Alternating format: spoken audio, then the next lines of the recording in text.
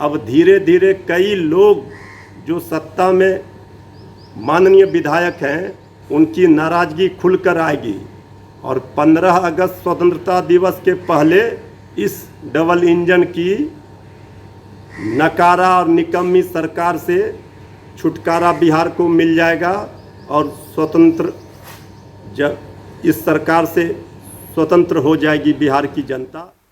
क्या बिहार की राजनीति लेगी एक नया मोड़? क्या बिहार की सियासत में होने वाला है बड़ा परिवर्तन? ये सवाल इसलिए क्योंकि जिस तरीके से बिहार की सबसे बड़ी विपक्ष के तौर पर खड़ी पार्टी राजद के तमाम नेताओं की तरफ से लगातार इस बात के दावे किए जा रहे हैं कि लॉकडाउन खत्म होते ही उनके आला कमान बिहार वापस लौटेंगे और बिहार की सत्ता परिवर्तित हो जाएगी। नमस्कार, मैं हूं शुभे और आप देख रहे हैं न्यूज फाउंडेशन। इन दिनों बिहार के सियासी गलियारों में कई तरह की चर्चाएं गूंज रही है। लगातार मुख्यमंत्री नीतीश कुमार के ऊपर अलग अलग तरीके से सवाल खड़े किए जा रहे हैं और साथ ही साथ बिहार की बदहाली की तस्वीर साझा करते हुए बिहार की जनता को अपनी ओर आकर्षित करने की हर वो जोर आजमाइश की जा रही है। और इन सब के बीच इतने सारे दावे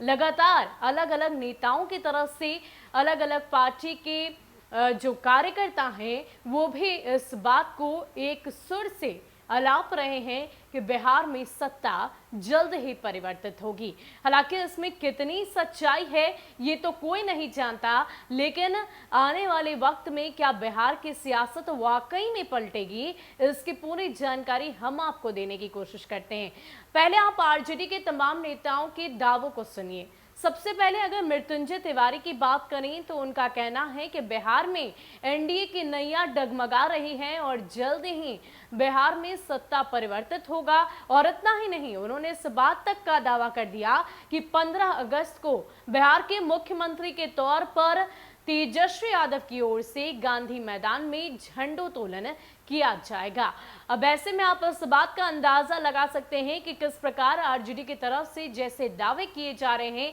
जिस मजबूती के साथ सत्ता परिवर्तन होने की बात कही जा रही है, ऐसे में बिहार की सियासत क्या सचमुच एक नए मोड़ पर जाकर खड़ी होगी? इन सब के बीच भाई वीरेंद्र, जो आरजेडी के वरिष्ठ नेता भी हैं, उनकी तरफ से भी बयान दिया गया कि बिहार में लॉकडाउन खत्म होगा और हमारे आला कमान यानी कि लालू प्रसाद यादव जब बिहार लौटेंगे तो बिहार की राजनीति पूरी तरीके से बदल जाएगी, करवट लेगी और बिहार में सत्ता परिवर्तित हो जाएगी। फिलहाल अगर राजद सुप्रीमो लालू प्रसाद यादव की बात करें तो लालू प्रसाद यादव भी कुछ खास सक्रिय दिखाई दे रहे हैं। लगातार अपने सोशल मीडिया के माध्यम से बिहार की जनता को समझाने की कोशिश की जा रही है कि किस प्रकार बिहार में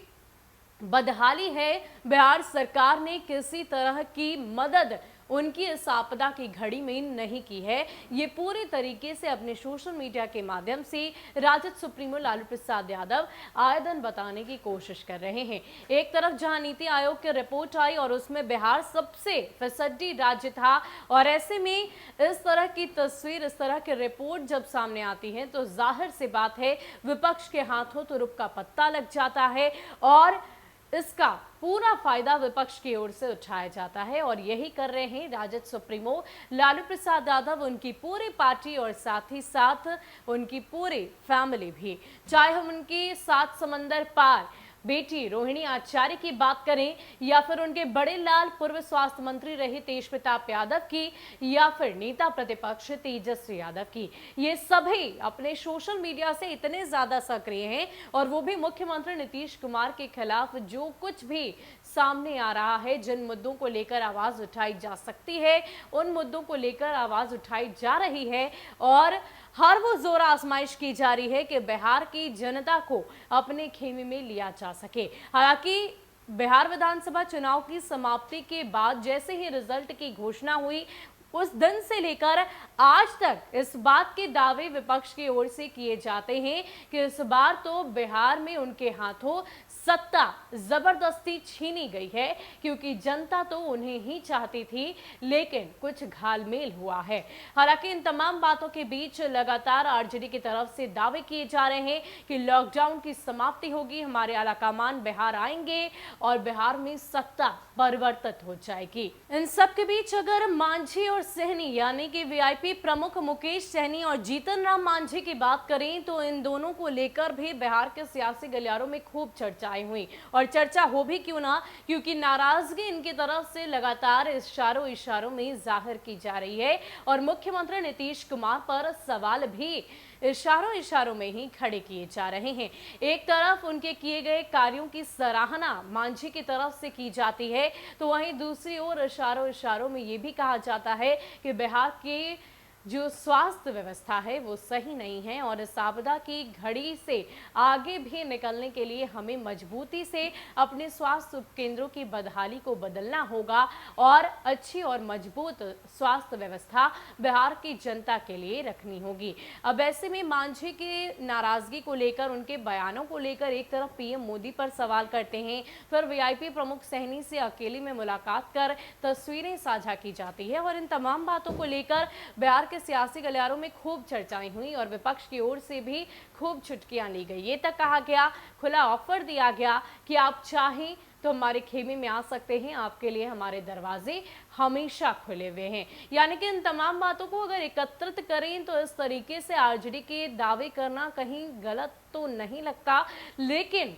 तस्वीरें यही बयां कर रही हैं कि मुख्यमंत्री नीतीश कुमार को चौतरफा घेरने की कोशिश की जा रही है, हर वो जोर आजमाइश की जा रही है कि किसी भी तरीके से बिहार में सत्ता परिवर्तित हो और लालू प्रसाद यादव अपने स्वप्न को पूरा करने की पूरी कोशिश कर रहे हैं कि उनके बेटे नेता प्रतिपक्ष तेजस्वी यादव सत्ता की कुर्सी पर विराजमान हो। बहरहाल आने वाले वक्त में बिहार का सियासी पारा किस तरह चढ़ता है, क्या करवट लेता है, कौन सा नया सियासी रंग बिहार की राजनीति पर चढ़ेगा, ये तो आने वाला वक्त ही बताएगा। लेकिन फिलहाल विपक्ष की ओर से हर वो जोर आजमाइश की जा रही है कि किसी भी प्रकार बिहार में सत्ता परिवर्तित हो जाए। ज्यादा अपडेट के लिए आप बने रहें न्यूज़ फॉर नेशन के साथ। नमस्कार।